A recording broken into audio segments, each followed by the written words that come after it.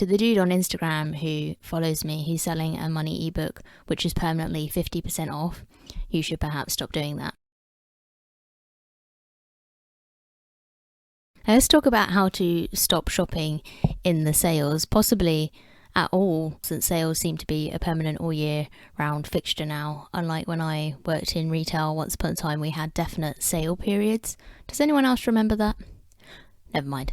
These also count as minimalist money saving tips. If you want to know how to save money like a minimalist, you have to shop like a minimalist. It's important to understand price establishing. Impulse buying sucks. You see something on sale, but it's only on sale because they bumped up the price for a few weeks beforehand.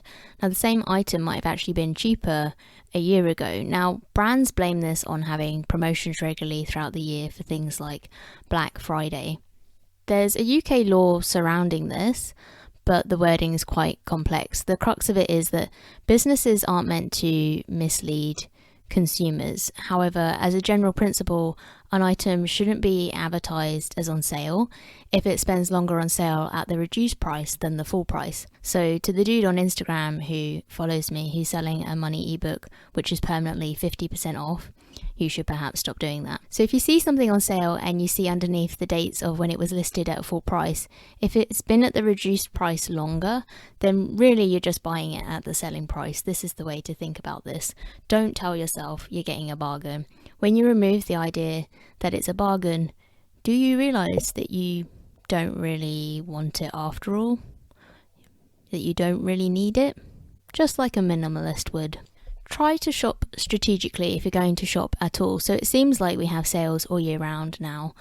There used to be a sales season and now they just never really end. However, January should still be the best time to buy things like evening wear and heavyweight winter coats and anything that was sort of packaged for Christmas. So also Christmas gifts are easy to stock up on in January. I'd add if it was like toiletries, you're often still better off buying them individually if it's for your own use, because even a reduced gift is sometimes still at a premium because you're just paying for a nice box with snowflakes on it, even if it's in the sale.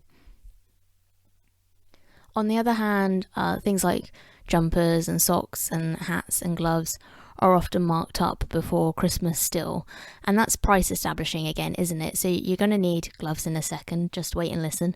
I'm recording this in summer, so obviously I'd expect to pay a markup on anything summery at the moment, but that, you know, if that's something that they do sell all year round, the price was probably bumped up when the good weather came along, and then it's so that it can then get reduced. If you're wary of the idea of buying something in September reduced because you're like, well, I don't know if it will fit next year or if we're going to have a decent summer next year, because as Shane Meadows would say, this is England. Easiest way around that: don't buy anything. I've cracked it, everyone. I've found the solution. Minimalism for the win. It's like minimalism, only better. So this not as quick tip is to understand scarcity. So that's anything that says something is a limited offer. It's to make you feel like you're going to miss out if that thing goes away. Now, if you needed an excuse to take action on something you need and you've been wanting to get it for a long time and it's genuinely a good deal, if you've wanted something for a long time, you've been researching it, comparing prices, that might be easier to tell.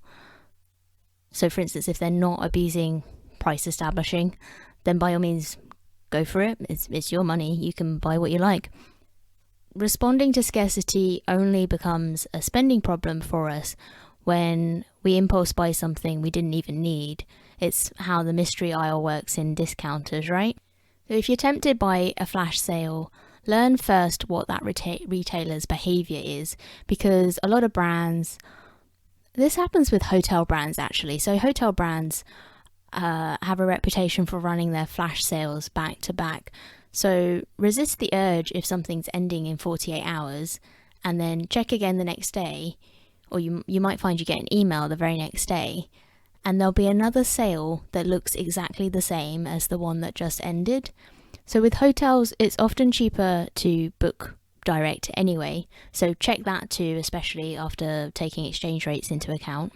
If you think you've seen some odd price establishing behavior So for instance, if on a hotel website it shows a rate with the line through it as the standard rate, and it's more than what the hotel is charging you directly, the online hotel brands or comparison sites would say that that's because the hotel determines what the so-called standard rate is.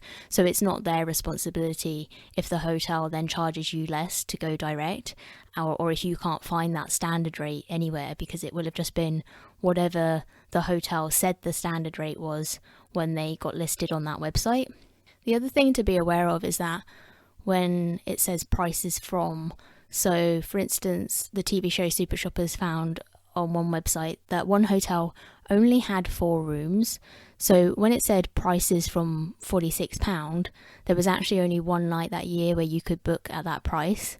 But again, the website is going to argue that they can't help that if a hotel has limited availability. So it's just understanding what really is a deal. So base your value assessment on other factors, like, are you getting the amenities that you want on the dates you want to travel, if it's hotels, or if it's a flash sale for any other type of shopping? Do you really need it? Are you just looking because it says flash sale and you're worried that it's going away at midnight? Why are you worried? Because it wasn't something that you were planning to buy when you got up this morning. It's okay, you can relax. There might just be another flash sale tomorrow, and you probably don't need to look at that one either. Also with travel sites, just be careful that as you move through the booking that the discount remains consistent. So Super Shoppers also found on one booking site that when you clicked on a 59% off discount on the booking page, it was 56% off in real terms, because they're taking the discount off a different starting price. Now that difference, if you're say booking a package holiday for a whole family that's 4 figures overall, that little percentage difference could add up to quite a lot of money for you. The travel agent blamed this on a glitch in the matrix. That wasn't their exact wording, but that's essentially what they were getting at. The bottom line is just double check and decide for yourself what represents good value for you, rather than just being led by the fact that there's a discount being advertised when that discount might have been distorted by price establishing, or it might be as part of a sale which is running out at midnight, but it's just going to be back on again tomorrow and next week and the week after that. Another tip, which I've actually mentioned within nearly all the other tips, is just to stop and ask, do I really need this? Now, it's easier said than done. I have a test in a blog post called the Should I Say No test if you want to train yourself in this area, or have some questions to hand to challenge yourself if something's got to give and you've tried everything else when it comes to stopping impulse spending. I'll link to that in the show notes for you, see if it helps. The next tip is don't touch inside shops. Touching releases endorphins. I'm still talking about shopping, by the way. It makes us more likely to purchase.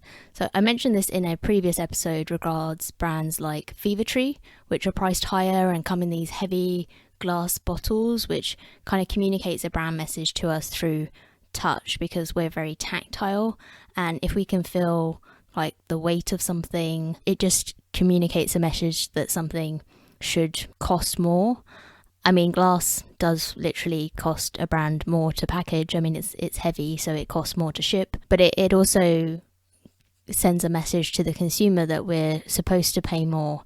So when we start getting our grubby fingers on things in the shops, it feels good to be tactile, but it also kind of draws us into our subconscious reaction to certain materials.